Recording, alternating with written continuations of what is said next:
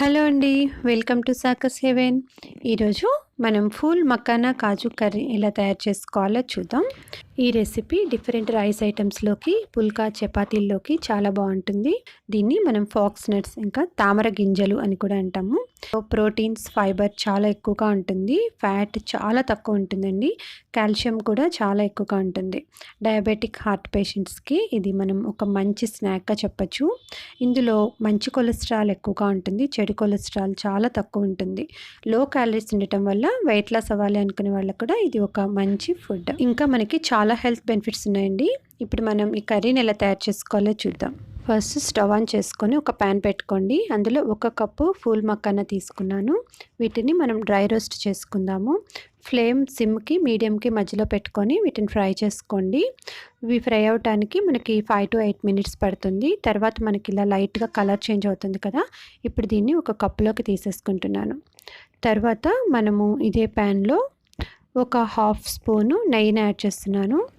జీడిపప్పు 1/2 కప్పు తీసుకుంటున్నాను. ఇది మన ఇంట్రెస్ట్ని బట్టి తీసుకోవచ్చు. మీకు ఎంత కావాలంటే అంత. నేను ఇక్కడ ఒక 1/2 కప్పు జీడిపప్పు తీసుకొని దీన్ని కూడా నేతిలో రోస్ట్ చేసుకుంటున్నాను. మనకి లైట్గా కలర్ చేంజ్ అవుతాయి కదా, గోల్డెన్ బ్రౌన్ కలర్కి వచ్చిన తర్వాత ఇప్పుడు స్టవ్ ఆఫ్ చేసేసి వీటిని కూడా సపరేట్గా ఒక బౌల్లోకి తీసి పెట్టేసుకోండి.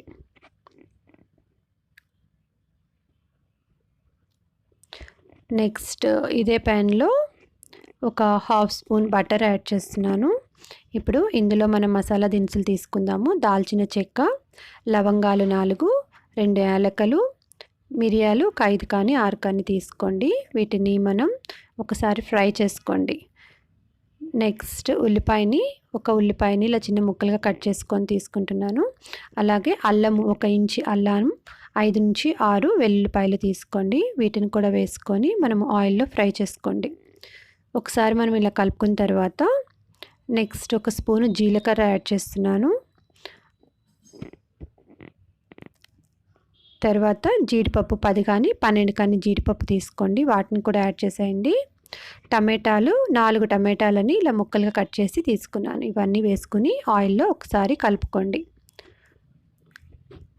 తర్వాత ఇందులో కొంచెం సాల్ట్ యాడ్ చేస్తున్నాను. ఒక 1/2 స్పూను.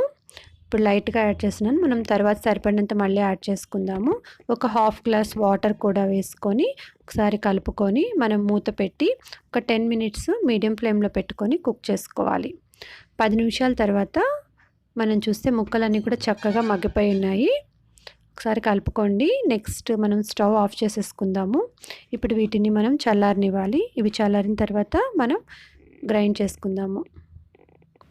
ఈ ముక్కలు మనకి చల్లారిన తర్వాత ఒక మిక్సీ జార్ తీసుకొని ఇవన్నీ కూడా అందులో వేసుకుంటున్నాను. దీన్ని మనము మెత్తగా గ్రైండ్ చేసుకోవాలి. గ్రైండ్ చేసుకునేటప్పుడు ఒకవేళ వాటర్ అవసరమైతే కొంచెం వేసుకోండి.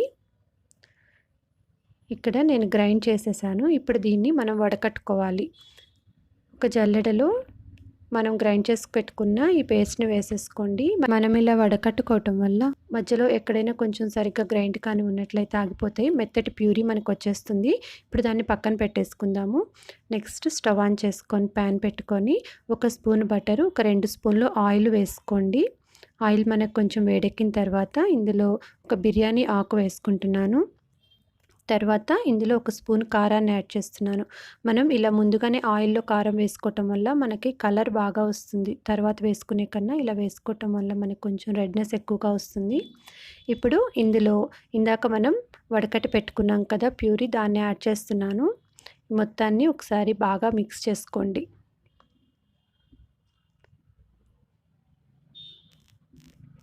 ఇలా కలుపుకున్న తర్వాత 1 మినిట్ మనం దీన్ని ఉడికించుకుందాము. తర్వాత ఇందులో మనం కొన్ని స్పైసెస్ యాడ్ చేద్దాం. పసుపు 1/2 స్పూన్ తీసుకోండి.